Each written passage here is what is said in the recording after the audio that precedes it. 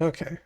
Hello again. This is Cookies, and I'm recording my sixth episode back to back. We're on turn 41, trying to catch back up to my current turn. We get a whole bunch of air gems from Calum for all the items for forging them. We're okay getting air gems because it helps us break into air better.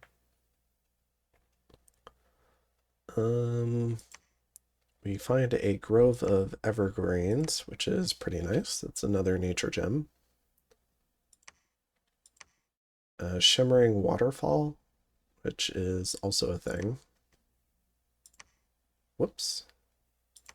I don't know where this mage was going, but we don't have to save the moves for this turn. And yeah, and we have a few battles, mostly the effort to put down Pythium. But we have another Sally from Calum, so let's go ahead and see what's going on this turn.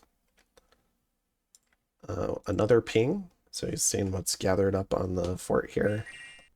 Pretty large army, a lot of stuff around the mage core, big groups in front, multiple groups in back to catch attack rear and attack closest.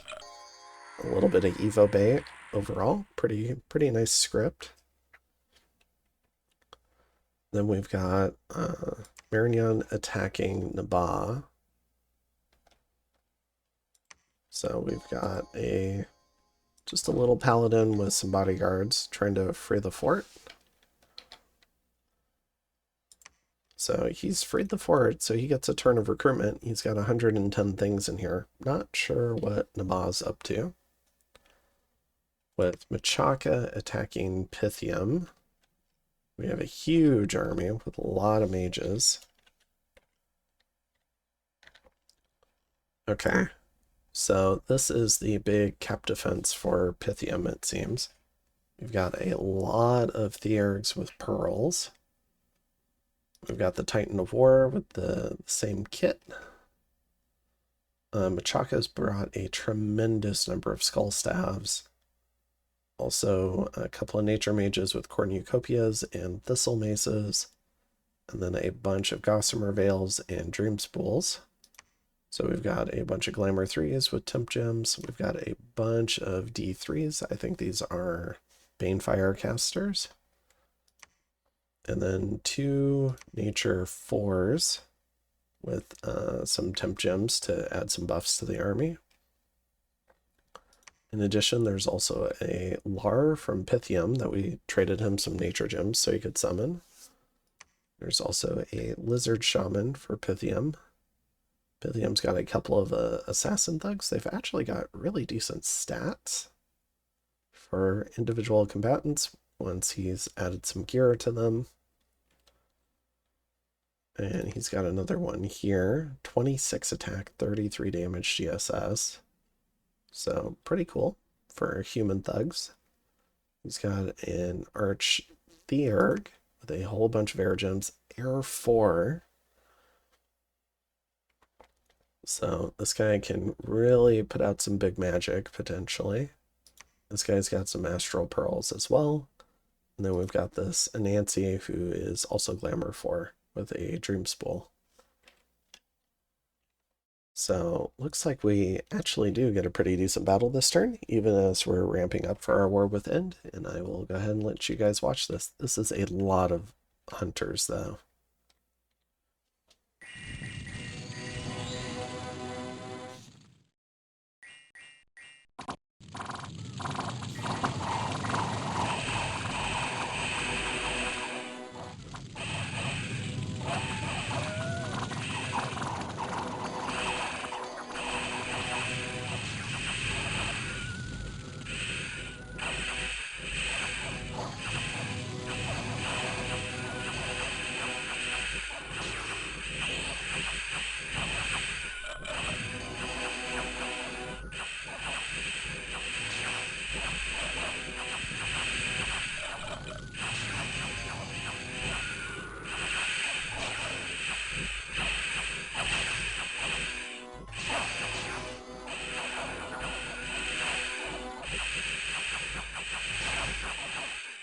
Really quick, we've got Divine Channeling, Howl, and Light of the Northern Star.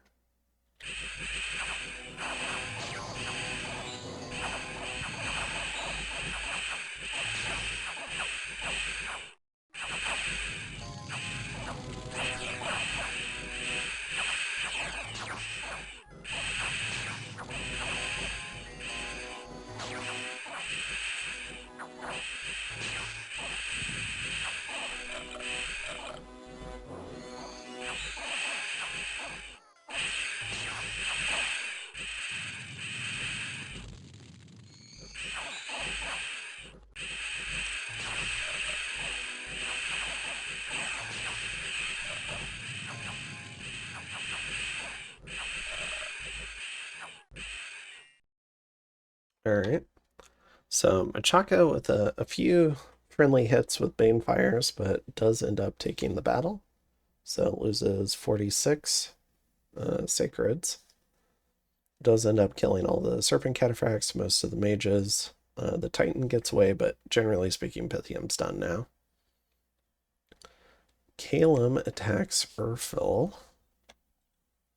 So we've got the Storm Knight Thug, and this is where we discover the Boots of Stone is disabled. At least until he loses his mount, it appears. So does not get the benefit from that. So this guy's a lot more fragile than maybe we would have liked.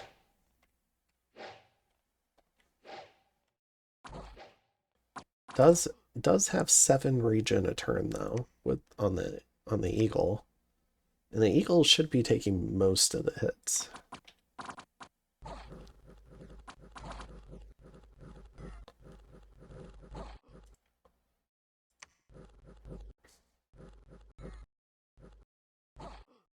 All right.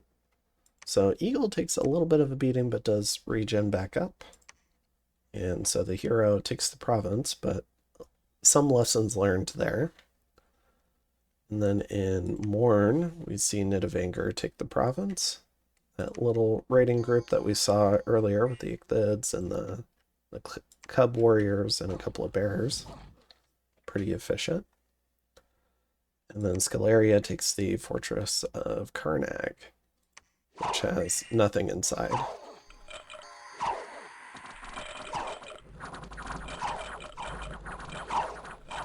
Yeah, this was one of the concerns I had with my plan to fight that 2v1, potentially 3v1 as well, was the potential for Scalaria to get out of control. So that was another reason I pieced out. And Scalaria is definitely a nation that can get out of control if left alone, especially if there's a bunch of vulturing opportunities. So definitely don't want to see Scalaria getting out of control. I wouldn't really be able to help control them that well. And their Mage Corps, once they start picking up research, can really start doing a lot of stuff like Winds of Death and whatnot, which would be pretty nasty.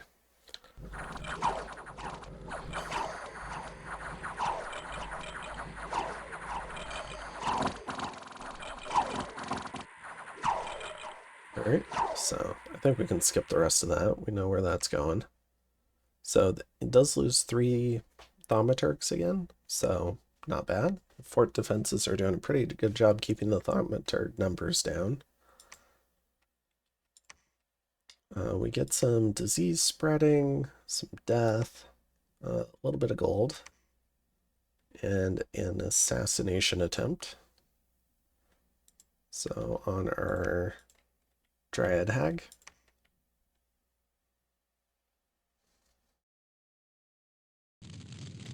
So blood poisoning gets basically murked.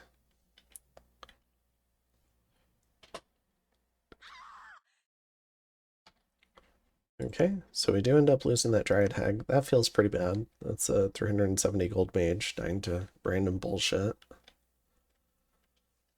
Okay, so for this particular turn, we can see more active groups of Kalen birds. He does have this, it almost says Birdman highs, which would be pretty funny. But yeah, he's doing a pretty good job in the counter raiding department. I think he's going to attempt his sally forth pretty soon here.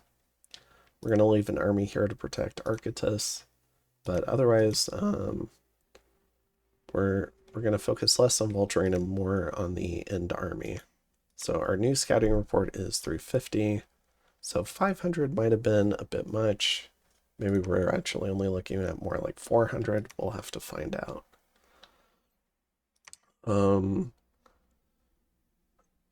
We're also focusing on getting some patrolling going on different forts.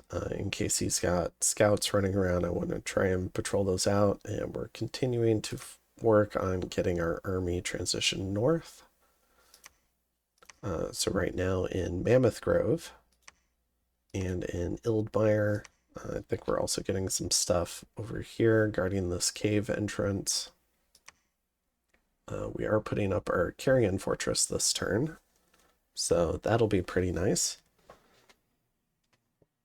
And that'll let us gather up in Namor. Okay, so I think that's a lot of this turn. We are doing some Draconians. We're forging a Robe of the Sea, so we're trying to break into higher water. Forging some more gear, getting our first Dwarven Hammer. Actually, there's the... I can show forging in a better way, so you can see it this way. And then in terms of research, we're back up to 2125, so gotten a little bit of a bump as things settle into where they're supposed to be. So we've got more of our battle mages up here. We're not necessarily going to move all the Dryad Hags all the way north, but we are going to move a bunch of the Panics up north. And I think that's it for this one. And I can go ahead and bring up turn 42. So I've got turn 42 pulled up. Our Carrion Fortress goes up. And we've got a few battles. So we have a battle in Calum. Okay, so this is the long-awaited moment. This is the kit that he's rolled out with. He does get certain temporary gems because of the mod. So Barkskin Amulet, Ring of Regen, Boots of the Messenger, Storm Armor, Ice Helmet, and Ice Aegis. So he's got Ice Armor, so he's up at 26 protection, which is pretty good for fighting skeletons. 22 defense also helps. And he's up at 71 hit points. Also brought a Seraph to help heal. Or not heal, cast Misform and point buffs. I don't know why I said heal. And then we've got the large army of Scalaria. So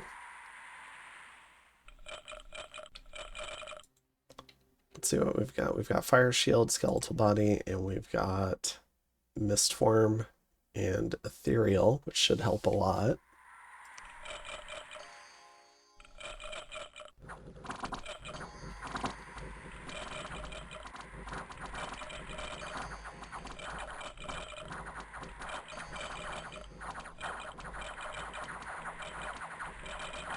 So this is a disadvantage of having, I don't know, 1,000 or 2,000 skeletons, but also not having something that can kill a super combatant in your army. So he has these mages here, but I don't know if it's due to lack of research or not, but no part of this communion is set up to do Soul Slay. This is set up to kill what the previous player was doing. But this player has seen the weakness in this army, he's geared for it, and now we're about to see him go to work.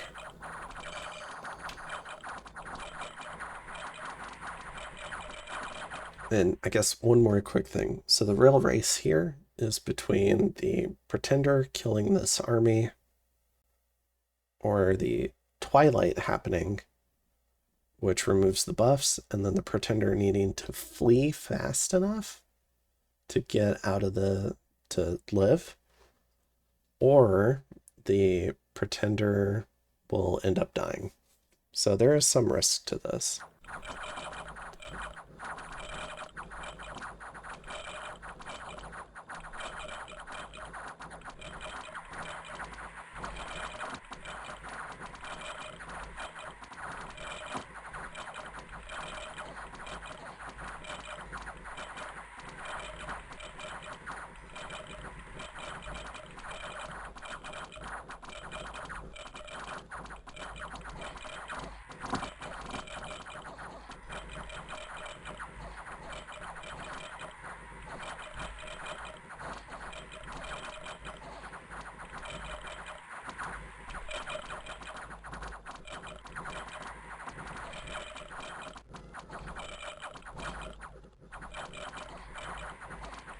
So one of the things that we should be watching is that this kind of like circle of stuff around the Pretender is shrinking over time.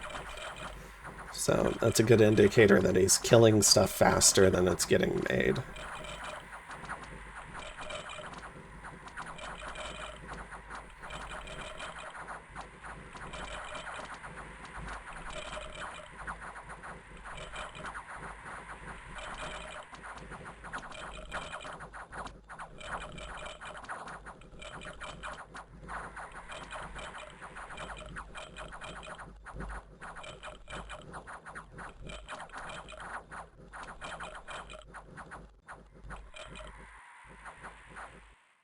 Alright, and we get an HP route from Scalaria, so the production was not able to keep up.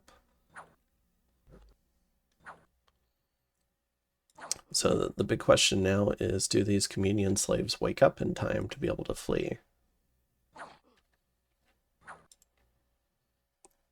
And losing them does hurt pretty bad. These are 4 experienced star thaumaturgs, so they have a lot of research that they could be doing as well.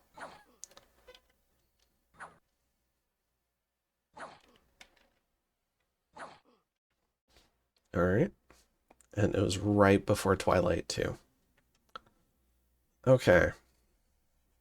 So, Calum ends up killing 1,700 things with the Pretender, kills 7 of the Thaumaturgs, defeats the army, and his cap is now free.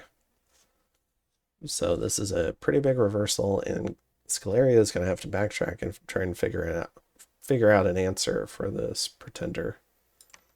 Against Griffa, or in Griffa, we've got some mercs trying to go after Bogus. Now, the hard part about Bogus, I think the hardest part is this Dark Knight. He's got a horror helmet and fear 15. So I have had so many squads of elite troops kill this guy, and then even after killing him, they end up routing. So not surprised here that these Hobergs rout as well. So that doesn't go very well. I guess he's just killing off those mercs. Then we've got Marignan moving back on, or Nabaa moving back onto Marignan's capital, along with a whole big army. Marignan does not contest it. Okay. So we do see a big army here, so maybe we'll finally see Nabaa put down Marignan. We've got marshlands, so Nidavellir attacking Pythium here. Just a little bit of PD, the same raiding party that we've seen a few times. And then Pythium is going to strike out with his Pretender against the Machaka army. So we've got Body Ethereal. It does have an eye shield, trying to blind stuff. It also has a Faithful. For some affliction resistance and luck. Draconians come in, kill the point buffer. It does Jimbait the army as well, so Twilight goes up.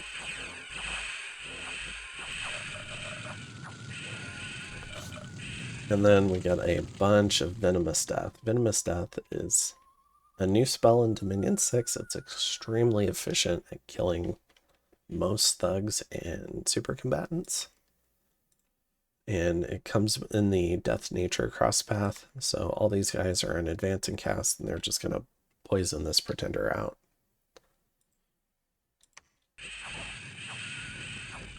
Along with Banefire. So the Banefire is going to kill a few spiders, but probably worth it to kill the Titan. So kills the Titan, kills the Theurg, loses 11 Sacreds. Let's see, we get some unrest and misfortune. Some people leave. I guess we have some more indie attacks.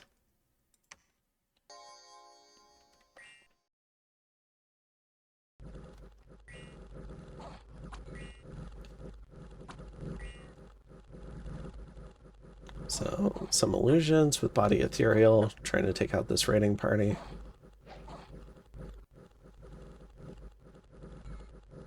Looks like it's actually just enough to win. A little bit surprising. So kills a fair amount of stuff. We do patrol out the monster boar. We have our scout patrolled out. We have another scout patrolled out. Successfully retreats. Then we find a couple of sneaking in things.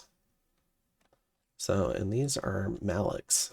So I do consider this a bit of a nap break. He doesn't, which is convenient for him. But yeah, having thugs get caught out before the nap ends, I consider definitely a little bit of a nap break. It's not worth getting upset about, though. We almost kill it with harpies, which is kind of funny. So it retreats, and this was somewhat deep inside my territory, so it's dead. And we find a second Malik here. This one's got a robe of shadows, ranger's boots, cat's eye amulet, a whole bunch of stealth gear, and a sword of sharpness.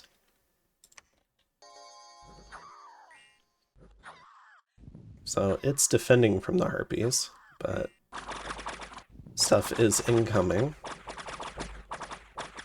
And mannequins don't care about awe. So we go ahead and kill that as well. And we do get a little bit of gear from this one. We get some ranger's boots, which are nice. Those provide